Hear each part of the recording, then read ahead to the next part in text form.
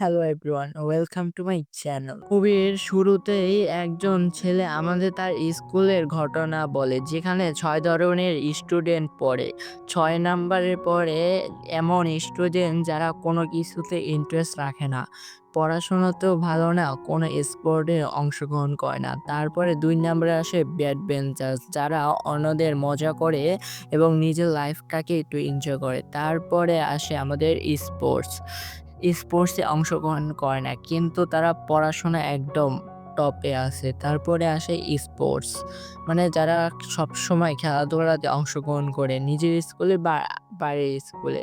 তারপরে সে তার কমিক বুকে সুন্দরী মেয়েদের ছবি আঁকছে, যারা স্পোর্টস খেলে তারা তাদের চিয়ার করে। তারপরে সে বলে আমাদের স্কুলে একদম ১ নাম্বারে যারা আছে তারা হলো টপ নোজ, তারা পড়াশোনাতেও ভালো, স্পোর্টেও ভালো।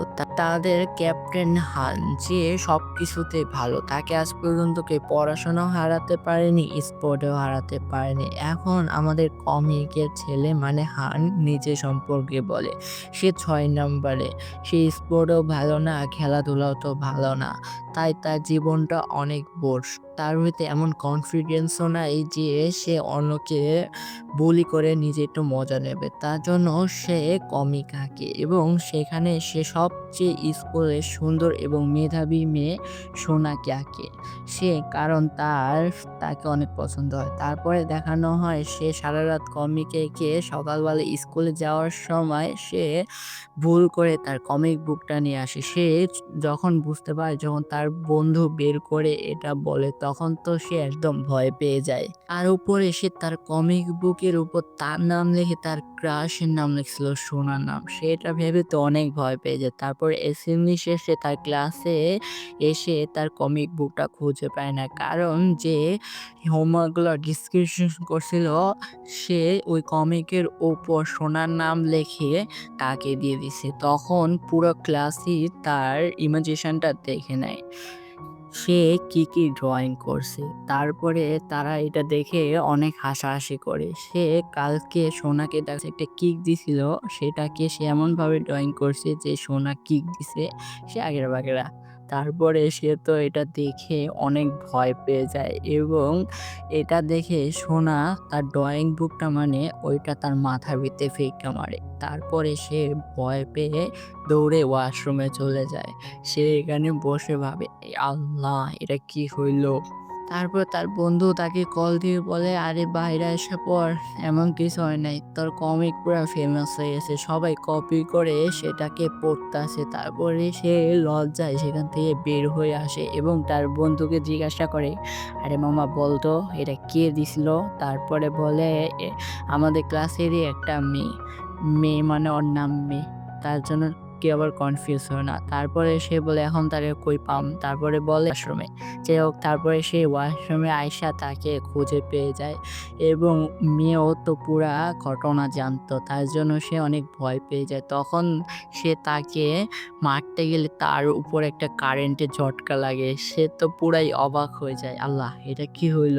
এর উপর আবার কোনো ভূতের ছায়া আছে নাকি? পরে সেটা ভাইবে বলে, আল্লাহ! এখানে কোনো গন্ডগোল আছে। তারপরে মেয়ে দৌড়ে চলে গিয়ে তার পকেট থেকে হানের ছবি পড়ে যায়। তখন সে বুঝতে পারে সে তাকে পছন্দ করে। তারপরে পিটার তার ড্রয়িং আঁকে। কারণ তাকে তো বদলা নিতেই হবে। সে ড্রয়িং এ আঁকে, আমাদের স্কুলে এমন একটা মেয়ে আছে যাকে ধরলে সে আমাদের মেরেও ফেলতে পারে। তার ভিতর থেকে কারেন্ট বেরোয়। তারপর সে তাড়াতাড়ি স্কুলে আসে এবং এই কমিকটা পুরো স্কুলে ছড়িয়ে দেয়। তখন মেয়ে বুঝতে পারে যে সেটাই।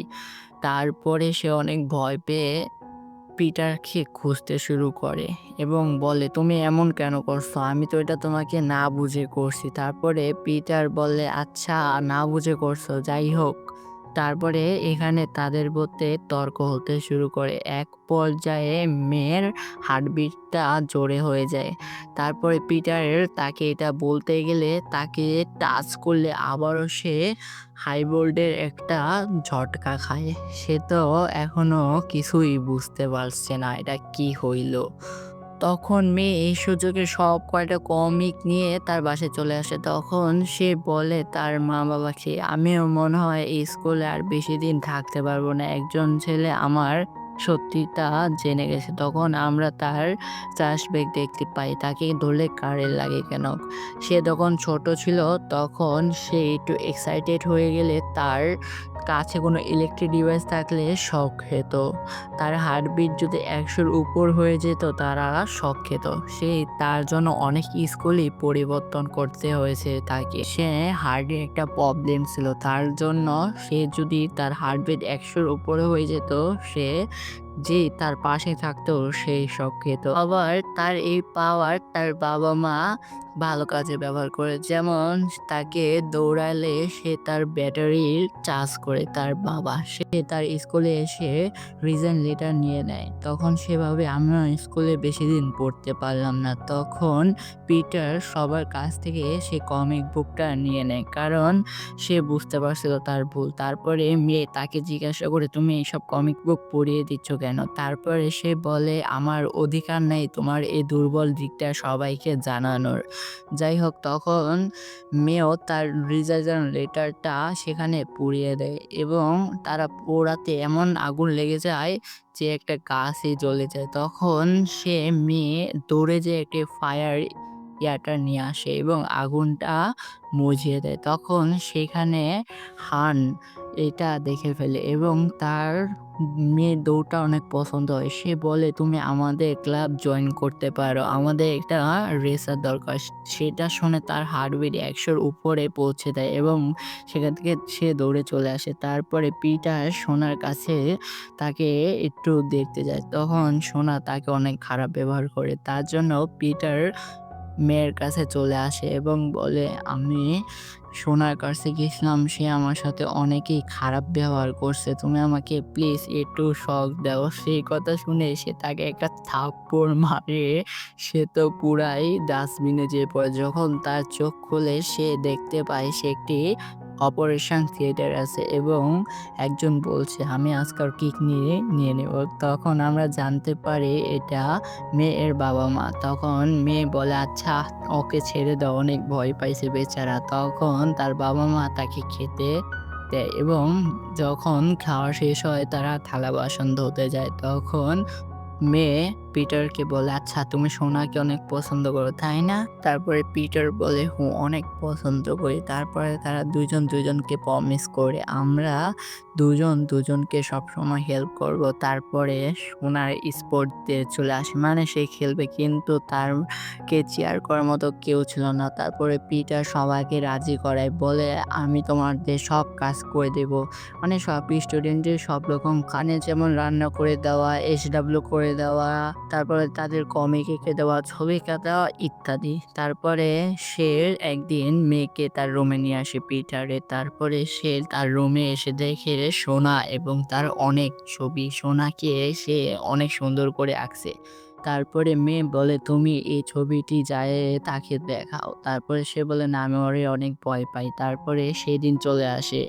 সোনার মানে সে সেদিন দৌড়াবে। তারপরে সে খেলাটা এরকম ছিল, ১ম এ একজন দৌড়াবে এবং সে আরেকজনকে সে রডটা পাস দেবে। মানে একটা রড থাকবে। তারপরে সে ৪র্থ, ৫ম এরকম। তখন সোনার সাথে মেয়েও এই খেলাতে অংশগ্রহণ করছে। সে ভাবে আমি তো দৌড়ালে আমার হার্টবিট ফাস্ট হয়ে যাবে। তখন আবার মেয়ে বলে, "আমি এখন কি করব?" তারপরে মেয়ে আবার হানের কথা ভেবে তাকে দিতে হবে। তারপরে হানকে দেখে তার হার্টবিট ফাস্ট হয়ে যায়। তারপরে সে দৌড়াতে শুরু করে।